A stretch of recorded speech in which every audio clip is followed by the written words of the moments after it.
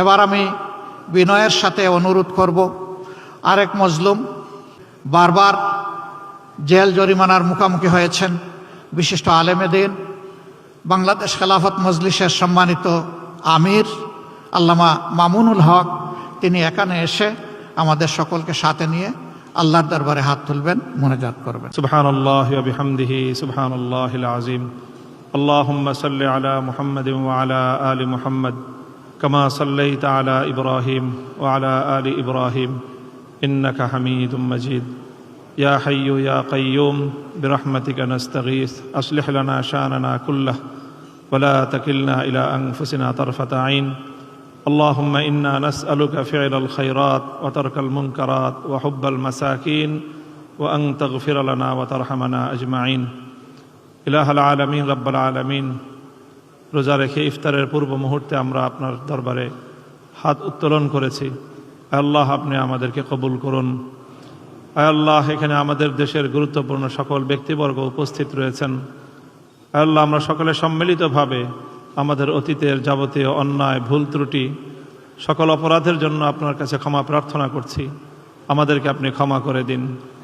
ইলাহুল আলামিন, আয় আল্লাহ, এই দেশ এবং জাতির আজ এই পর্যায়ে উন্নীত হওয়ার ক্ষেত্রে যে সকল ভাইয়েরা, বোনেরা, আমাদের যে সকল বীর সন্তানেরা জীবন দিয়েছেন, শাহাদাত বরণ করেছেন জীবনের বিভিন্ন পর্বে, 2013 সালের শাপলা চত্বরে, 2015 সালের স্বৈরাচার বিরোধী আন্দোলনে, 2021 সালের আন্দোলনে, 2024 সালের বৈষম্য বিরোধী, ফ্যাসিবাদ বিরোধী আন্দোলনে যারা শাহাদাত বরণ করেছেন, আয় আল্লাহ, সকল বীর শহীদানদের শাহাদাতকে আপনি কবুল করুন।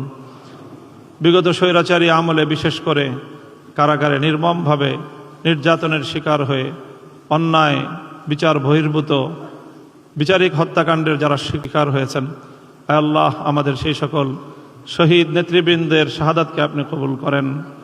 ইলাহুল আলামিন, এই সকল বীর শহীদানদের শাহাদাতের রক্তের বিনিময়ে বাংলাদেশকে আল্লাহ সকল অন্যায়, অবিচার, জুলুম মুক্ত করে দিন।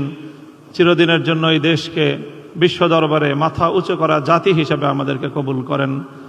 আয় আল্লাহ, সরকার, বিরোধী দল সহ পরস্পর যারা আমরা এখানে রয়েছি, সহযোগিতার ভিত্তিতে, পরামর্শের ভিত্তিতে একটি উন্নত দেশ এবং জাতি গঠন করার তৌফিক আমাদেরকে দান করুন। আয় আল্লাহ, সারা দুনিয়াতে সকল শান্তিকামী মানুষদের উপর যে বর্বরতা, নির্যাতন পরিচালিত হচ্ছে, সকল বর্বর নির্যাতনকে আপনি বন্ধ করুন। ইলাহুল আলামিন, জালিমদেরকে আপনি হেদায়েত নসিব করুন। হেদায়েত কপালে না থাকলে তাদেরকে ধ্বংস করে দিন।